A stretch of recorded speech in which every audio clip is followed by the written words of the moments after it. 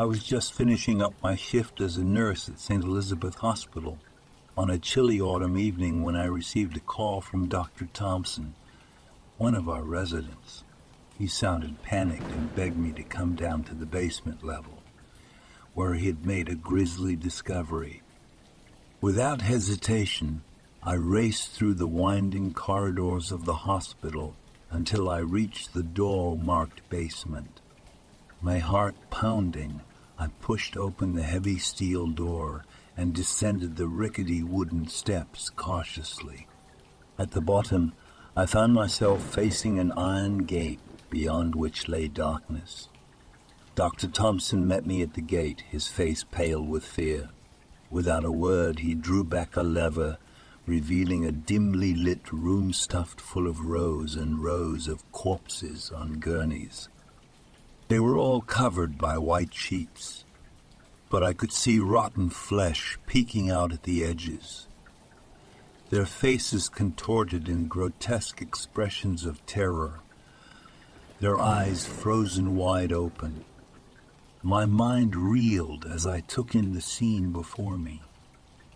I couldn't believe my eyes. How long had this been going on? And why didn't anyone know about it? I knew I had to find answers. I entered the room and saw several gas canisters and bottles of mysterious liquids, neatly arranged along the shelves. Suddenly a cold draught of air passed by us, causing Dr. Thompson to jump. I turned around, but there was no one there. Another icy breeze touched my neck. Fear gripped me like never before. Upon closer inspection, we noticed strange markings carved into each victim's forehead, mysterious symbols unlike anything I had ever seen before. In addition to these carvings, many bore signs of extreme violence. Brutalized heads, severed limbs lying haphazardly nearby. The gravity of the situation was increasing with each passing moment. The realization hit me hard. We were not dealing with a human killer here. Whoever or whatever had committed these murders had extraterrestrial powers. Events were unfolding far beyond our comprehension, but it was clear that he was witnessing the same shocking events as we were. He frantically mumbled words I couldn't make sense of before he lost consciousness completely. Frightened for my own life, I dragged her to safety outside the hotel. But my mission wasn't over yet. Despite my better judgment, my morbid curiosity drove me to return to the area surrounding Hotel Picardy. Through the police barriers and yellow crime scene tape, I caught sight of a disturbed man whom I hadn't previously noticed among the authorities. His wild, matted hair gave him an almost crazed appearance, and I judged that must have been how Ronan looked during his stays at the clinic. All 5 individuals sported obvious injuries at varying stages of healing, consistent with their allegations against Ronan. The scratches across the bridge of their noses, pink scars crisscrossing near the corners of their mouths. They formed a seemingly unlikely support group, bound together by their traumatic experiences at the hands of something inhuman. A voice interrupted my thoughts. I spun toward Sheriff Holroyd, standing resolutely a few feet away. For once his steely gaze wavered. "Andre," he murmured, glancing over my shoulder at the crumbling structure blocking most of the moonlit sky above him.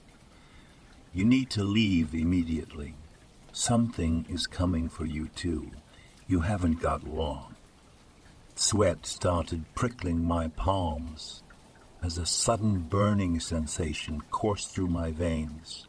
Before I could respond, I felt rough fingers digging into the crook of my arm, pulling forcefully toward the old hotel entrance.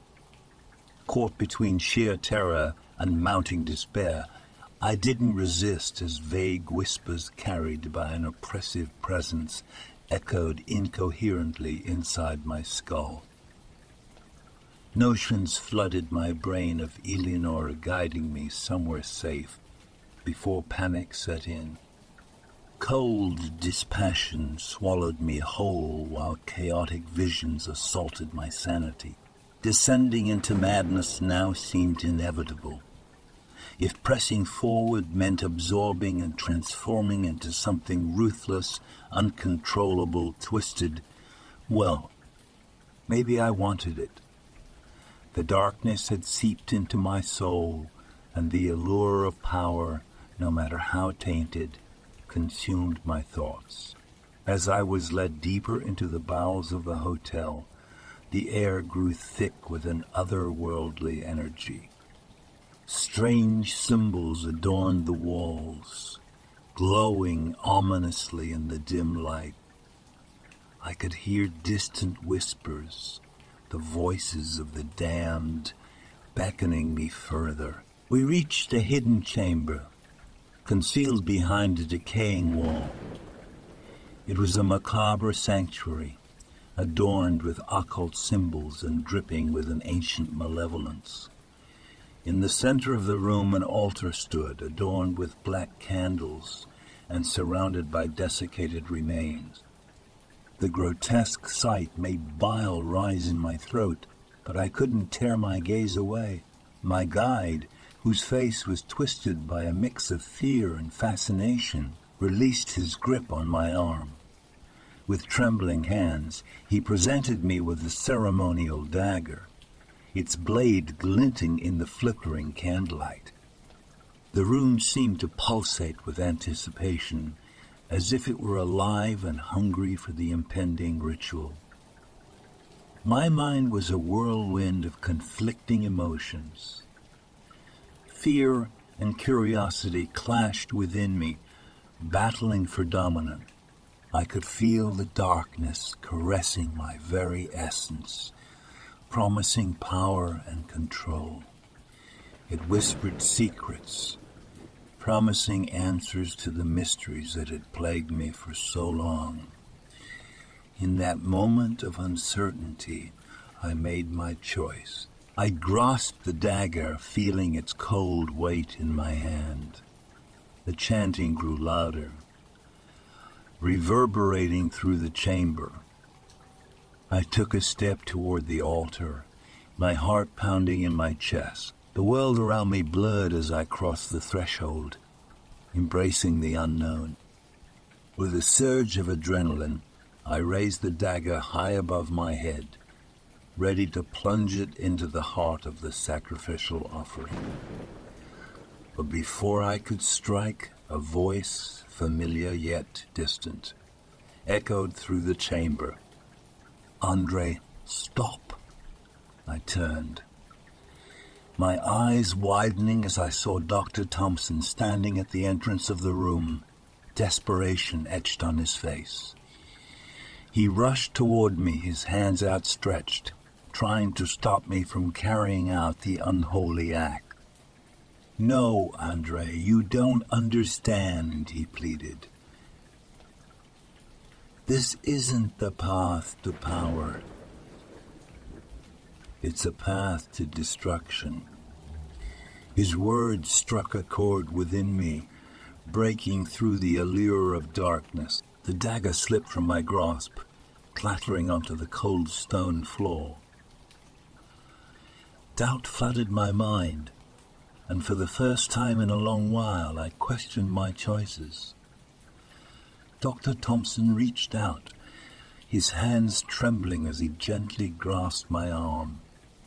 "We have to leave," he urged, his voice filled with urgency. "There's still a chance to fight against this evil, to save ourselves and the world from its grasp." As the whispers grew louder and the shadows seemed to writhe around us, I made my decision. I followed Dr. Thompson, leaving the chamber of horrors behind. The darkness still called to me, but I knew now that I couldn't succumb to its seductive embrace. There was a glimmer of hope, a flicker of light amidst the encroaching shadows, and I would do whatever it took to protect it. Together, Dr. Thompson and I raced through the labyrinthine corridors of the hotel, our footsteps echoing like a desperate heartbeat. The horrors that awaited us were unimaginable, but we would face them head-on, armed with the knowledge that unity and determination could overcome even the darkest of forces. As we burst through the hotel's entrance, the moon shone down upon us, casting its gentle light on our path. We knew the battle was far from over, but we were prepared to fight, to expose the truth, and to vanquish the evil that lurked in the shadows. The horrors of that night would forever haunt our memories, but we were determined to bring an end to the nightmare. Our journey had just begun, and the stakes were higher than ever. Little did we know the darkness would continue to test our resolve, and the true nature of the horrors we faced would be far more insidious than anything we had encountered before. For just $3 a month, you can have your name featured in my YouTube videos and descriptions. Not only will you be supporting my channel, but you'll also be immortalized in the credits of my content. If you're looking for something a bit more personalized, consider becoming a $25 a month patron. I'll voice your stories and bring them to life on my channel. Create a special drawing just for you, or even write a unique story tailored to your interests. So don't hesitate. Join my patron community today and help me keep the spooky stories coming. And remember, together we can save each other from the YouTube algorithm. Thank you for your support.